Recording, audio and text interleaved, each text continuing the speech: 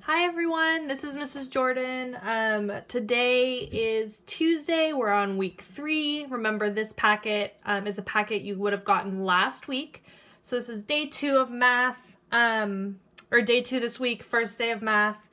And today I'm going to talk to you guys a little bit more in depth about the fractions, specifically equivalent fractions. I'm going to write that up here.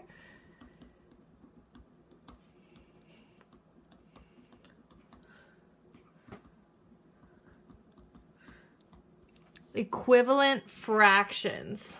Okay, so equivalent fractions. Those are fractions that, if you look here, is like equal fractions, fractions that mean the same thing. So we're gonna break down all these items, see what how much they weigh, how many pounds, and then we're gonna want to compare them and see which ones are equal to fill up these boxes. So if you look on your packet, I'm going to read what the task says. It says, in this task, you are packing and weighing basic children's activity boxes for families whose homes have been damaged by a flood. However, you do not have a scale that displays weight in pounds. So you will develop 2 equal-sized packing plans using a pan balance. Each box must contain at least 1 food item. The total weight of activity box items must be the same as the total weight of the basic supply items, the basic supply box. So the basic supply box, I just drew a little one out here just so I could write around it, has 2 items in it. It has water and a blanket. They're calling that your basic supply. So for someone to survive during this flood that they're saying happened to people's houses, we want to give them at least a blanket and water. So we're going to find out how much do those weigh together so that we can compare that to the activity boxes. And it says they need the weight of these 2 combined needs to be the weight of what's in an activity box. So we have 1/2 pound for the water and 2/3 of a pound for the blanket. So we want to add these up. However, they do not have common denominators. This one has a 2 on the bottom, this one has a 3 on the bottom. So there's going to be a couple different ways you would be able to do this when you're adding them up. I'm just going to show you how to find a common denominator first and then add them. And then I'm going to show you a different way to approach this if that's not something you're able to do on your own. So I want to find something, a common denominator between 2 and 3. So I'm going to list out, here's my little 2 column, here's my little 3 column. I'm going to start going and listing all their multiples. So if you remember, there was 2 things we learned about this year, multiples and factors. And sometimes people get these confused. Take a minute and think about what is the difference between a multiple and a factor. Okay, so hopefully you're saying multiples start at the number and you can add the number over and over again. So what I mean by that is, say we're talking about the number 10, multiples of 10, you'd start at 10 and then you'd go 20, 30, 40, blah, blah, blah, blah, blah. You can keep going forever there. Let's go like that so you can see better. So if we started at 10, every time you add 10 to that number, 10 plus 10 is 20. 20 plus another 10 is 30. 30 plus another 10 is 40, okay? Whereas a factor is the numbers that are multiplied together to equal that number. So what I mean by that is, say we were talking about 10 again, this is a multiple of 10. Now for factors of 10, that's what are the numbers that you could multiply to get to 10? Well, I know you could do 10 times 1. So that means 10 and 1 are both factors. You could do 2 times 5. And that means 2 and 5 are factors. So all the factors of 10 would be 1, 2, 5, and 10 if I put them in order. So factors are going to be numbers that are smaller than or equal to the number. Multiples are bigger than the number. Okay, so up here, let's go back to our problem. I'm asking for the multiples of 2 and 3. So all that is you're going to count by 2's and then count by 3's. So we have starting at 2, 4, 6, 8, 10, 12. Now I could keep going to infinity. Numbers go on forever and ever. So I'm going to stop there for now. It's good to do maybe like 5 or 6 numbers and then move on to your next number that you're going to find multiples of, because you don't want to waste your time doing so many numbers if you don't need that many. However, you can always keep going. So if I do now all my sets of 3, all my multiples, and I don't have any that match, I'm going to go back and do some more of each, and that's fine. So just to not waste time, I'm just going to do this many, and now I'm going to do my 3. So we're going to go 3, 6, 9, 12. Oh, and you know what? What do I already notice? You might notice it too. Already, I see a number in common. Okay, so they're least common multiple. Least being, they might have more numbers in common, because look, actually they do. 12 and 12, those are the same. But it's good to keep it simple. Let's just use the smallest number so that's littler numbers to multiply. That's just a lot easier. You don't even have to worry about this number over here. It would still work, but let's just keep it simple. So 6 is the common denominator of what I'm going to make each of these fractions into.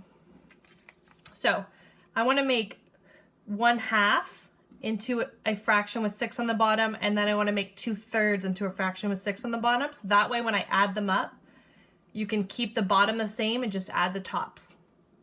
Okay, so to make my 1/2 into a 6, let me see, 2 times what gets me to 6? Let's see, this would be 2 times 1 gives me 2, 2 times 2 gives me 4, so 2 times 3 gives me 6. So since it's 2 times 3 would give me 6, so I did times 3. If I do that to the bottom, I have to do the same to the top. So since I multiplied by 3 here, we're also going to multiply by 3 on the numerator. So that's going to give me 3/6. Okay, let's go over here now. We're not going to multiply by the same numbers because you need to see, how did 3 get to 6? Just the same as we did how did 2 get to 6. So down here, when we did 3 times 1 would be 3. 3 times 2 would be 6. So in this case, we're not multiplying by 3s, we're going to multiply by 2, because 3 times 2 is 6. If you don't know that, remember you can just count like this. 2, 4, 6. I counted by 2's 3 times. So 3 times 2 is 6. So if I do times 2 to the bottom, I'm going to have to do that to the top as well. So 2 times 2 is 4. Okay, so we did all that work, but now we have a common denominator. Now I can finally add my top. So 3 plus 4, I'm going to use touch points. 1, 2, 3, 4, 5, 6, 7. Okay, 7/6. I'm going to take this a step further, because if you remember from one of my last videos, this is actually called what? An improper fraction.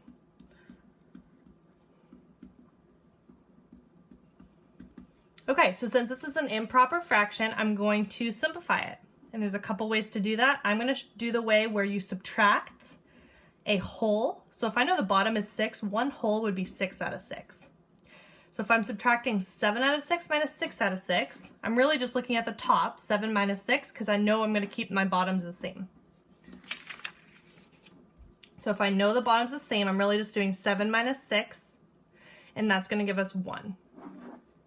Okay, so I subtracted a whole, so really 7/6 is the same thing as a whole plus 1/6, so I'm going to rewrite that as 1 and 1/6. Okay, so all of that work goes to show us that 1/2 of water plus 2/3 a pound of blanket equals 1 1/6 pounds in this box.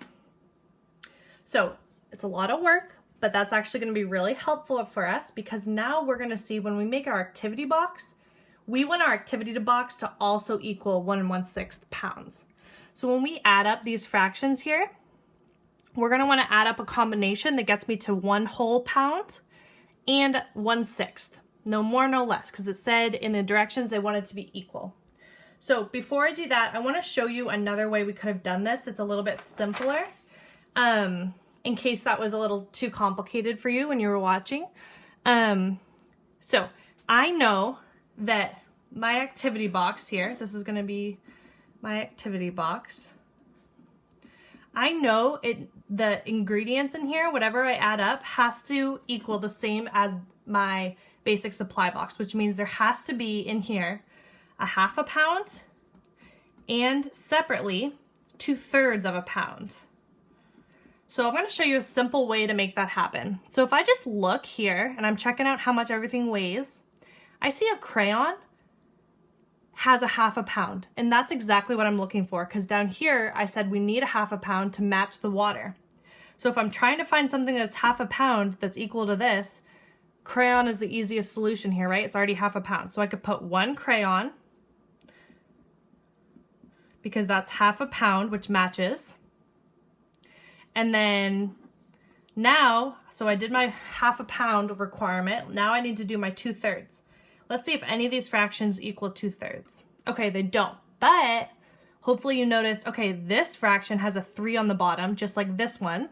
So what I can do is just do 2 coloring books, because I know that 1/3 plus 1/3, keep the bottoms the same at the tops, would give me 2/3. So I could do the 1/2 pound of a crayon, 1 crayon, and then 2 coloring books. And when I put 2 in there instead of just 1, it would be 1/3 plus 1/3 equals 2/3. Okay, so this could be an activity box, right? Because we have the 1/2 pound requirement, we have the 2/3 pound requirement. Awesome. However, so hopefully that was an easier way to look at it. However, it said that you have to have 1 food item. So don't worry, it's not as hard as you think. So let's look at what our 2 food items are. We have granola bars for 1/6, and we have a fruit wrap is 1/8. So either the crayon or the coloring books, I'm going to replace with either the granola bar or fruit wrap, so that I have a food item and a toy, and it's going to equal a 1/2 pound and 2/3 a pound, which we found out earlier was 1 1/6 pounds. So I made this earlier. It's just a, let me move these out of the way so you can see it better. Little fraction box with starting at what 1 whole looks like, then a 1/2, 1/3, 1/4, 1/6, and 1/8. So the reason I did this was to visually show you. Here, our options are we have 1/2 pound of a crayon, and we have 2 1/3 of a coloring book. When I look at these fractions, I want to see what the easiest way to replace one of these is. Okay. Check out what happens when I match up 1/8 to 1/2. Okay? Look here. These line up perfectly. If you see the line in the middle where halfway is, this is a perfect match, which means I know this is going to be an easy way to replace something that's 1/2 pound with something that's 1/8. Because look, if I just cross out half of this, I can easily look and see how many 1/8 equal a half. 1, 2, 3, 4. 4 of them. So if I do 4 fruit wraps, which are each 1/8, that'll equal the weight of 1/2 pound. So I'm going to cross out my crayon. I'm going to add 4 fruit wraps. So that'll give me a 1/2 pound, because each one is 1/8. And if I have 1, 2, 3, 4 of them, I get a 1/2 pound. Same thing as if you did 4 fruit wraps times 1/2. And if I multiply that out, 4 times 1 is 4. Keep the bottom the same. Now this is really just a division problem. 4 divided by 2 goes in twice. So we know that 4 fruit wraps, oops, I'm sorry, I did that wrong. We want to say 4 times 1/8. And if we have 4 over 8, if we simplify that, we could divide both by 4. That really gives us 1/2, which is exactly what we want. Okay, I hope that helped. Feel free to rewatch that, and That was just one solution. So you can now come up with some other solutions based on those same procedures we just did. And I'll leave this here in case you want to pause it and use it.